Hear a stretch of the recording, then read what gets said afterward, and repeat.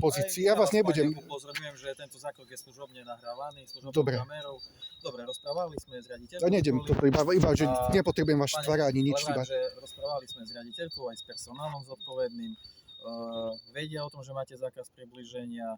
Takisto nie je ani ich povinnosťou vás informovať, keďže je tam aj taká informácia, že vás ani vlastne nemusia informovať ohľadne, ale pred pár dňami vám poskytli informáciu. Počkať. Ja som nebol žiadnym spôsobom pozbavený. Jediné, čo... Nie ste pozbavení, to ja nevidím. Povedzte mi, čo vám povedal, lebo to je pre mňa... že ste bol informovaní. Môžem požiadať vlastne, vy ste ju nahrávali, môžem požiadať, alebo nemôžem... To sú pre naše účely. Aha, dobre, takže chcem zápis z toho celého. A to budem posielať na súd a zriaďovateľovej škole. Uklidnite sa, necháte ma dorozprávať. Nie, ale vy ste... Necháte ma dorozprávať, ale budete rozprávať svoje. Nie, ale ja chcem... Počkať. Necháte dorozprávať? A vy nemôžete pokračovať, keď mi nepoviete, niečo mi poviete a potom, keď sa spýtam proti otázku, tak mi snad na to odpoviete. Ja vám hovorím, že je to zaznamenované služobnou kamerou. Ale ja sa nepýtam na kameru, a ja sa nepýtam na kameru. Vy ste povedali, že nemajú povinnosť mi nič povedať.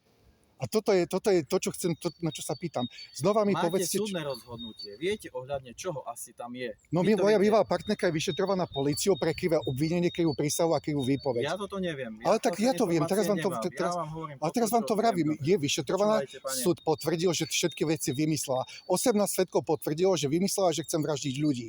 Napriek tomu sa... neriešime toto, čo sa stalo. Ale vy teraz ste povedali... Teraz túto situáciu.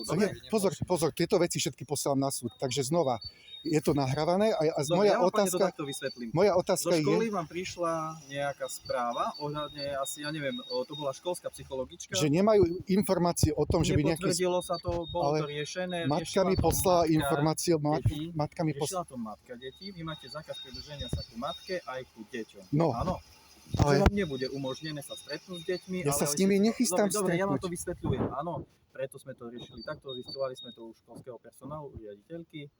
To je to, čo vám môžeme poskytnúť. Ak chcete napríklad ďalšie informácie, ja viacej na rámec vám nebudem poskytovať, len sa to nepotvrdilo. Toto, čo ste vypovedali, že malo byť nejako vaše dieťa poranené.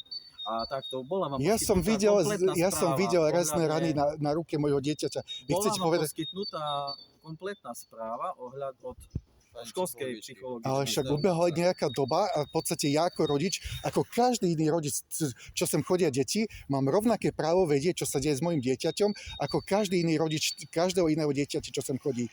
A vy ste mi teraz povedali, že vám personál tejto školy povedal, že oni nemajú povinnosť mi informovať o stave môjho dieťaťa. Nie, vy máte asi pravdepodobne v tomto súdnom rozhodnutí ďalšie veci, ktoré by sme my nemuseli vám ďalej povedať. Ohľadne informovania stavu o vašich deťoch. Ale práve, že to nie... To by ste vy mal vedieť. Však ja to viem práve. Preto sa nás to pýtate. Potom prečo ste prekvapení? Prečo ste prekvapení, že vám nechceme niektoré informácie nad rámec? Lebo my aký nad rámec? Ako chápete? Vy mi vravíte... My sme zistiť toto, čo ste sa vypýtal.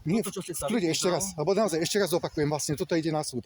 Takže, my máme aj informácie, že vy permanentne sa sťažujete. Či na prokuratúru, či na súdy. Ale chápete, akože však idioti mi povedia, že že ona neklame, lebo sa nesmeje, keď povie klamstvo. Akože proste, že nesťažujem sa.